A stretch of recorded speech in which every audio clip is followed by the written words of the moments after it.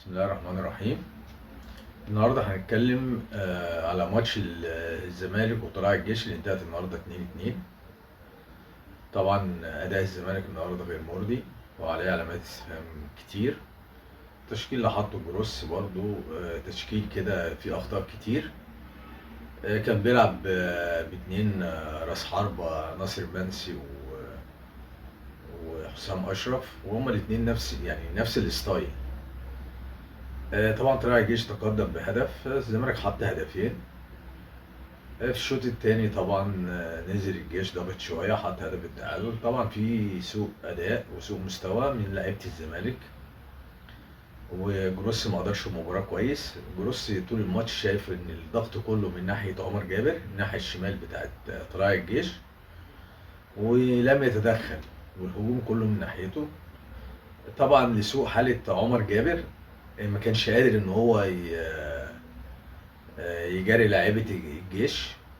وطبعا كابتن زيزو ما بيرجعش ولا بيساعد، حتى في الجون التاني اللي دخل الولد بتاع طلائع الجيش وقف الكوره وعدل نفسه وهو مش قادر يضغط عليه، اترفعت دخل الجون. الكوره فيها شبه فاول طبعا.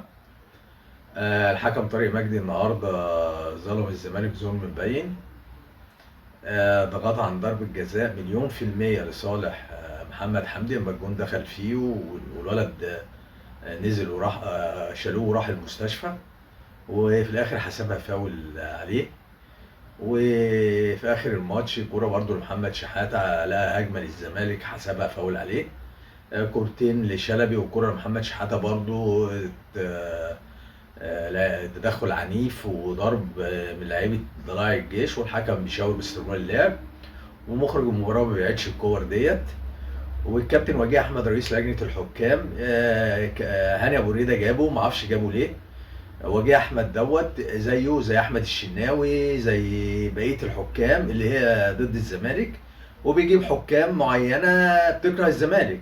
يعني جاب امين عمر، جاب الاخ طارق مجدي دوت اللي النهارده كان متحامل على الزمالك جدا، وحسب 7 دقايق وقت ضايع. ده محمد حمدي لوحده وقع 7 دقايق، غير التغييرات، غير لعيبه من الجون وقع، غير لعيبه من الجيش وقعت. معرفش ال7 دقايق دي قدرهم على اي اساس، بس ده واضح ان هو نيته سيئه، واضح هو نازل متحيز ضد الزمالك. وجيه احمد اصلا ضد الزمالك، وهنا ابو ريده مش عارف جابه ليه. هنا ابو ريده جاي بيعمل حاجات غريبه في الكره المصريه. هنا ابو ريده اللي استقاله من 4 سنين سبب فشلنا في بطوله الافريقيه اللي كانت على ارضنا، رجع تاني. ما من جمال علام لهاني ابو ريده يا قلبي لا تحزن. طبعا ومجلس اداره الزمالك ضعيف ضعيف ضعيف. مجلس اداره الزمالك عمل بيان بعد الماتش اللي فات، جابوا له واحد النهارده خلص عليه برضه. مجلس الاداره عليه علامات استفهام كتير. في لعيبه جابها في الميركاتو الصيفي، مشلاك ده لا يصلح ان هو يلعب كره قدم. مصطفى شلبي سيء جدا. زيزو مش معانا، زيزو عقله مشغول بالعروض اللي بتجيله. زيزو ياخد 80 مليون ليه؟ ده زيه زي ده عبد الله السعيد برقبته.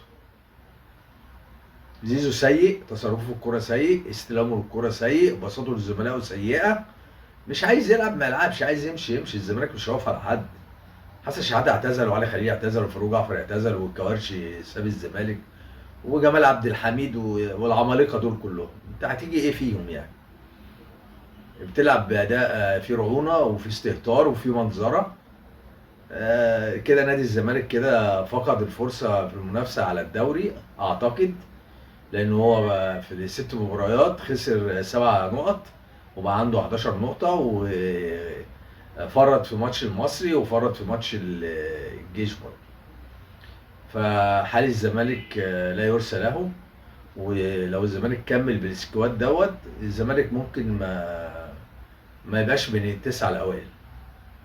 للاسف مجلس الاداره مش مقدر شعبيه الزمالك وجماهيره العريضه، اللي طبعا بتحزن للمستوى الهزيل اللي احنا بنشوفه، والرعونه من اللعيبه والاستهتار، ومفيش روح ولا في قتال في الملعب. وطبعا الكرة المصرية بتسير من سيء إلى أسوأ. برضو احنا في الزمن القديم، زمن الحكام اللي هي بتجامل فرق على حساب فرق، اللي بتنزل ما فيش ضمير، اللي هم بايعين ضميرهم وشايلين ضميرهم في التلاجة وجايين يحكموا، وبالأسف بياخدوا مقابل على المباريات اللي بيحكموها. طب ده المفروض شغلك، ده أكل عيشك، لازم تراعي ربنا فيه. لكن للأسف الانتماءات والميول لسه زي ما هي. وأنا بقول لكم من دلوقتي، وجيه أحمد لازم يرحل، لازم يرحل من لجنة الحكام وجيه أحمد. وشكرا.